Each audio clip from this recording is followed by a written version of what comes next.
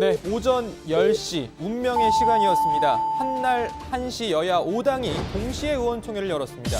자, 이렇게 이례적으로 같은 시간에 의원총회를 열게 된 이유, 잠시 어제로 돌아가 보시죠. 네, 오늘 합의된 사항을 기초로 해서 내일 오전 10시에 사당이 같은 시간에 의원총회를 소집하고 의원총회에서 추인 과정을 거치기로 하였습니다. 내일 아침 10시에 저희도 의원총회를 개최해서 이 패스트트랙 추진에 대해서 또 패스트트랙 합의에 대해서 저희가 할 수 있는 저지 방안을 논의하고 또한 규탄하는 그런 의원총회를 가지도록 하겠습니다.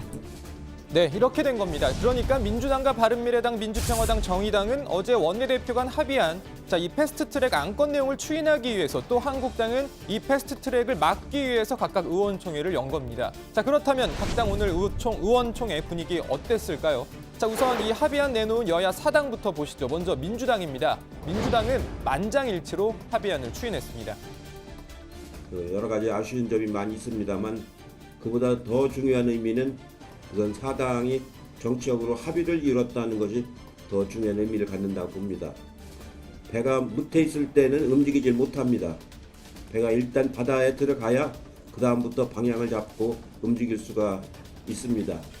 오늘 합의 처리하는 이 안건은 배를 바다에 넣기까지의 절차라고 저는 생각을 하고 있습니다. 그리고 정의당과 민주평화당도 마찬가지였습니다. 정의당은 만장일치로, 민주평화당은 선거제 개편으로 인한 지역구 축소 등에 따른 부작용을 보완한다는 조건으로 합의안을 추인했습니다. 대승적 양보와 결단으로 쉽지 않은 의견 조율을 이루어내신 각 당 원내대표님들 모두 수고하셨습니다. 국민들께 민생개혁 선물을 차질 없이 안겨드릴 수 있도록 끝까지 약속 이행에 만전을 기하겠습니다. 처음에는 되겠느냐 하는 회의론이 지배적이었습니다. 그러나 여기까지 왔습니다. 저는 이것이 시대 정신이기 때문에 시대 정신을 이길 어떤 정파나 계파도 있을 수 없다고 생각합니다. 네, 문제는 바른미래당이었습니다. 처음부터 사실 이 패스트트랙 공조의 성사 여부, 바른미래당이 쥐고 있다고 해도 과언이 아니었습니다. 바른미래당 의석 없이는 패스트트랙 지정 쉽지 않은 상황에서 이 당내 반발이 만만치 않았기 때문이죠. 자, 오늘 가장 관심이 갔던 의원총회도 당연히 바른미래당이었습니다. 예상대로 시작부터 이 추인 여부 논의 전부터 신경전이 이어졌습니다. 이렇게 밀시간에 가둬두고 필요하면 언론을 부르고 필요하지 않으면 나가라고 하는 게 과연 옳은 건지. 오늘 회의는 비공개로 진행을 하도록 하겠습니다. 오늘 뭐 공개할지 비공개할지에 대해서까지 표결하는 것은 뭐 적당하지 않다고 생각합니다. 이렇게 누더기범만 만들어 하지 마시고 절차적으로도 하자 있고 내용적으로도 그렇고 이렇게 되겠습니까? 공식적으로 좀 회의 시간에 발언권 없고 말씀하세요. 공개적으로 언론들한테 얘기를 못한다면 이게 무슨 민주적인 정당이라고 할 수가 있겠습니까? 무슨 언론한테 공개를 해야 될 의무가 어디 있어요? 왜 입에다 대가를 보내는 거예요 도대체? 네, 보신 대로입니다. 이후 비공개로 의원총회가 진행됐지만 당론 추인을 참석 의원 3분의 2 찬성으로 할지 과반 찬성으로 할지를 두고 또 공방을 벌였습니다. 결론만 말씀드리면 과반 찬성으로 정해서 투표를 했고 결국 참석 의원 23명 중에 12명이 찬성, 11명이 반대를 하면서 1명 차이로 당론 추인이 됐습니다. 자, 우여곡절 끝에 추인은 됐지만 바른정당 계와 또 국민의당 계 사이의 골은 더 깊어진 모양새입니다. 관련 소식은 들어가서 더 전해드리고요. 자, 그리고 이 패스트트랙 반대를 위해서 의원총회를 연 한국당은 이번 패스트트랙 합의를 두고 거친 말을 쏟아냈습니다. 공수처도 마찬가지입니다.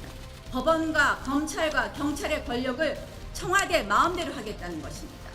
청와대가 한마디로 우리의 이 공수처를 설치한다는 것은 게슈타포를 설치한다는 것입니다. 이번에 이 패스트트랙에 얹겠다고 하는 이 시도는 정말로 좌파 정변이고 좌파의 반란이다. 이렇게 규정해야 된다고 생각합니다. 네, 여기서 그치지 않았습니다. 지난 주말 열었던 장외 집회에 성과가 있었다고 판단한 걸까요? 또 거리로 나갈 수 있다고 밝히기도 했습니다.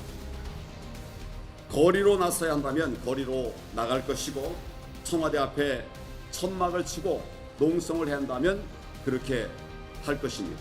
전국을 돌면서 국민들께 문재인 정권 독재의 실상을 알리고 우리가 왜 싸워야 하는지 목이 터지도록 외치겠습니다. 반란, 정변, 게슈타포, 독재 단어 선택이 정말 살벌합니다. 아무튼 이 한국당의 이런 반발을 뚫고 선거제 개편안과 공수처법, 검경 수사권 조정안이 이 본회의 통과까지 이루어질 수 있을까요?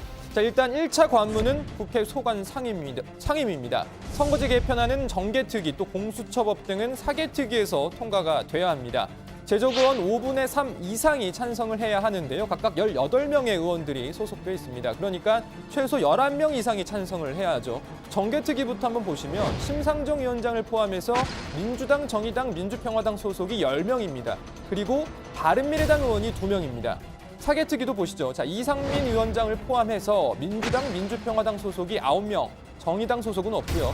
바른미래당 의원까지 포함해야 딱 11명입니다. 자, 두 곳 모두 바른미래당의 찬성이 필수적인 상황입니다. 바른미래당이 당론으로 추인을 하긴 했지만 사개특위, 정개특위 소속 의원들의 개인 생각은 어떨지 보다 자세한 이야기는 들어가서 더 해보겠습니다. 오늘